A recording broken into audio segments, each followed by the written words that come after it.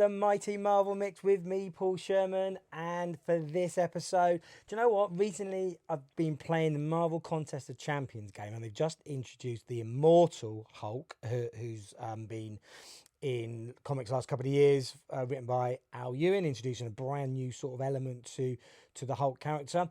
And that got me thinking, because I love the Hulk, and that got me thinking, he's so strong. Is he the strongest? So I thought, why not start a brand new series here on our YouTube show for the Marvel Mix? Let's talk about Marvel's most. So we've got the most strongest, the strong squad, whatever you want to call them. So today I'm going to talk about some of my favourite and some of Marvel's potentially strongest characters. And we're just talking pure brute strength. So let's have a look at some of the people that I think would make that top list. I'm not going to rank them, and you can if you want, entirely up to you. That's the great thing about Marvel. There's so many great characters to choose from. You can pick your own. You can choose who you want to be your most strongest, or the strong squad, whatever you want to call them. I think I'm going to go for the strong squad. So let's have a look at some of my candidates, and I'm going to start with the daddy himself, the big dog, the green giant, the Incredible Hulk, Bruce Banner. Now, obviously, one of the original Marvel Comics characters created way back in the 60s by Stan Lee and Jack Kirby. You have the gamma irradiated, mild mannered Bruce Banner, who, when he gets angry, turns into the Incredible Hulk, the Green Giant himself. And we've seen any number of depictions from comics to TV to movies of this character. And as we know, with most of the Hulk iterations, the angrier he gets, the stronger he gets. It's one of the real characteristics of that gamma radiation within the Hulk. We've had a number of different versions over the years. In the comics, we've had the Grey Hulk version, which is a particular favourite of mine. We've had that in a couple of iterations. And we've also had that lead to the Joe Fixit character, like the Las Vegas Enforcer. So we have the Grey Hulk. The Hulk was originally. Then you've got that Green Hulk, and as I say, you've got that Immortal Hulk characteristic. So, you've had the Savage Hulk, we've had the Smart Hulk throughout it, which is the sort of fusing of the mind of Bruce Banner and the Hulk, and particularly prevalent to anyone that's obviously seen Avengers Endgame, and I'm pretty sure you have, because you're listening to a Marvel show, so I'm sure you've seen Avengers Endgame. So we've had a number of versions. He stands out probably right at the top. He's one of the super strong characters, possibly the strongest of all. And as Hulk will always tell you, Hulk is strongest one there is. So that's a good way to kick us off. Now let's have a look at another one of our most strong squad. And let's talk now about the Red Hulk. And the Red Hulk, introduced 2008, initially introduced as a bit of a mystery, both to the reader and to the in-universe characters. And it turned out the Red Hulk was none other than General Thunderbolt Ross. He's been a mainstay of Hulk comics right the way through from the start. He was Betty Ross's father, who's obviously Bruce Banner's sweetheart. And he was, we've seen him in the Marvel movies over the years as well. He came in the Incredible Hulk movie back in 2008. And then we've seen him pop up again in Captain America Civil War and Avengers Infinity War and at the end of Avengers Endgame. And we know we're going to see him in the Black Widow movie, which will be, at the moment, as we stand now, coming out in 2021.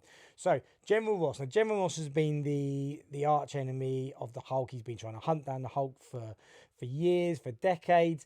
And General Ross actually ended up getting an infusement of gamma radiation to become the equivalent of the Hulk, but with a more sort of tactical, it's easy for me to say, a tactical and intelligent analytical mind to it, to try and obviously fight the Hulk and bring the Hulk to justice.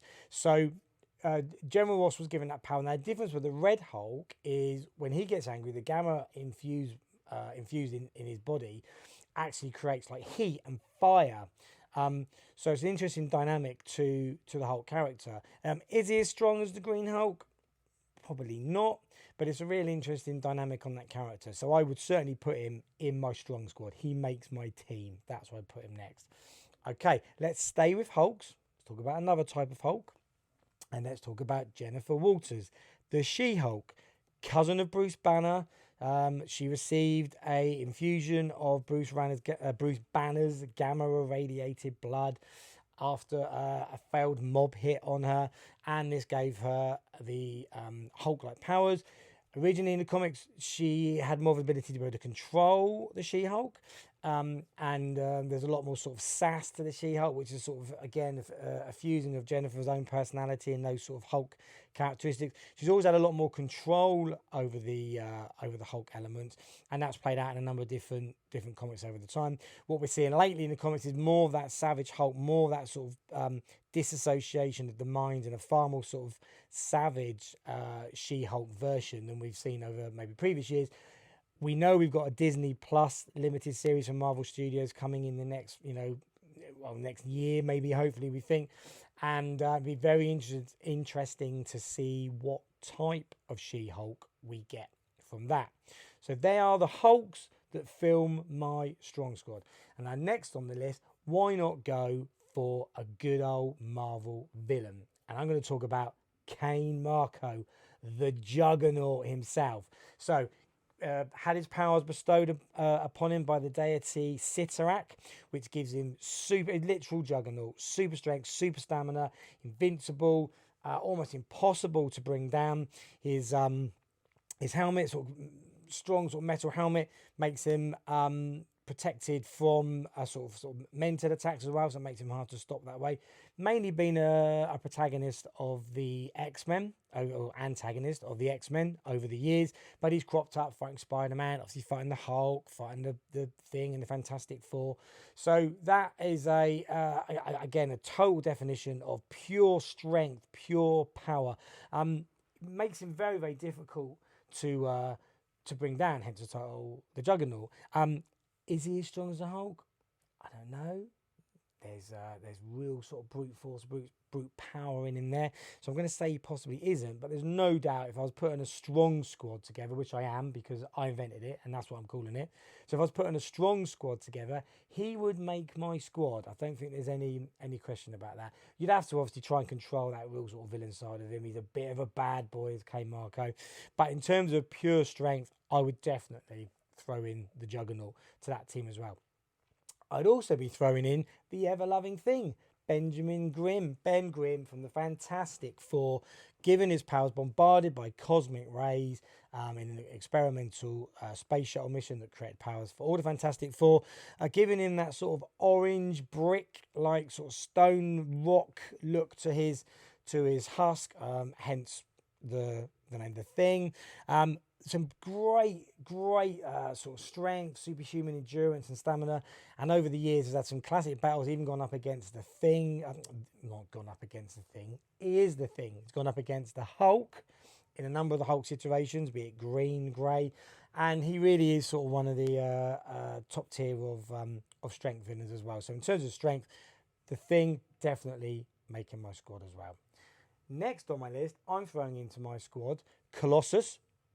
Peter Rasputin, member of the X-Men, and Colossus' mutant ability allows his skin to transform into sort of strong metal, sort of strong armor. Got brilliant look to him, and that character with a sort of silvery grey, steely sort of slick look to his skin makes him sort of super invulnerable, super impervious to harm and to damage, and he has a really sort of noble way about him as well, and it makes him one of my all-time favourite X-Men characters, possibly my all-time favourite X-Men character of the lot. So he's definitely going into my team for that basis. But in terms of pure strength and pure stamina and super strength and super endurance, Colossus makes my team as well. And I'm also going to throw in my team. I'm going to throw Rage into my team. Now, Rage was a character invented back in the 90s, turned up in the pages of the Avengers. Alvin Halliday is his alias. And Rage was actually a 13-year-old boy who, born in Brooklyn, got caught out in the wrong neighborhood, was attacked by a gang, and was thrown into to a river which was full at the time, didn't know, of experimental toxic chemicals.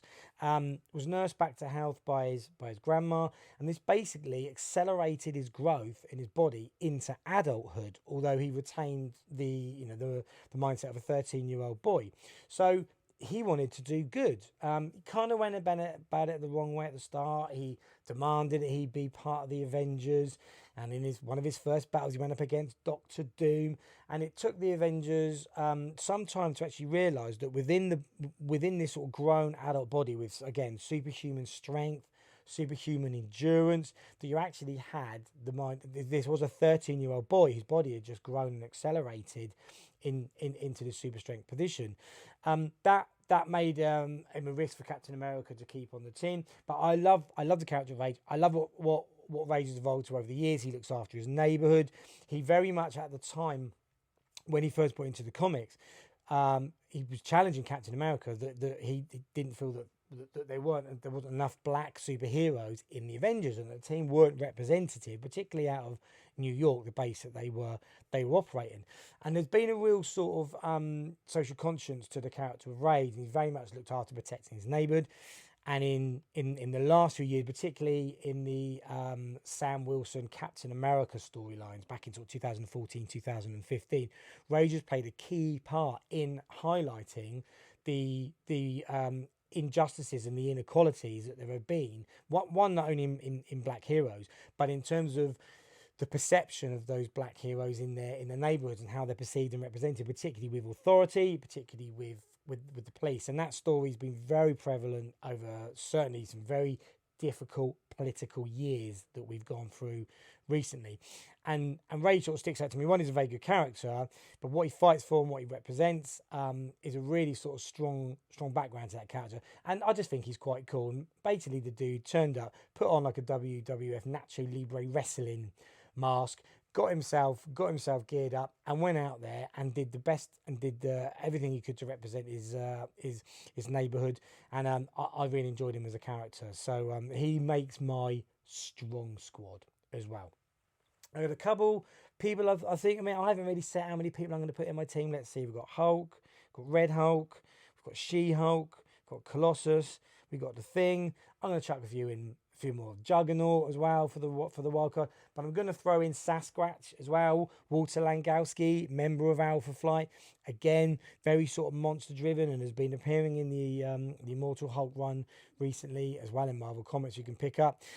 Again, the Canadian sort of abominable snowman Yeti type creature is where he's got his background in. You've got super intelligence, Immortal Langowski, who manages to retain his mindset with that savagery of the Sasquatch as well. So I'm throwing him into my team. And a few notable mentions, I'm going to throw in Wonder Man as well, who's been around with the West Coast Avengers over the years. I'm going to throw him into the team as well. Again, super strength, created out of the Vision and the Grim Reaper back in the day with his sort of brainwaves used for that. But I'm going to throw Wonder Man into that team as well, because also he was a bit Hollywood in the 90s as well, and he had this sort of just a very cool costume with the red W across the front for Wonder Man. And if you're going to call yourself Wonder Man, you should probably be based in LA with the West Coast Avengers and be a little bit Hollywood. So that's my team. So I've built a super squad of the Hulk, Red Hulk, the Thing, the She-Hulk, Juggernaut, Rage, Sasquatch, Wonder Man. That's my team. That's my squad.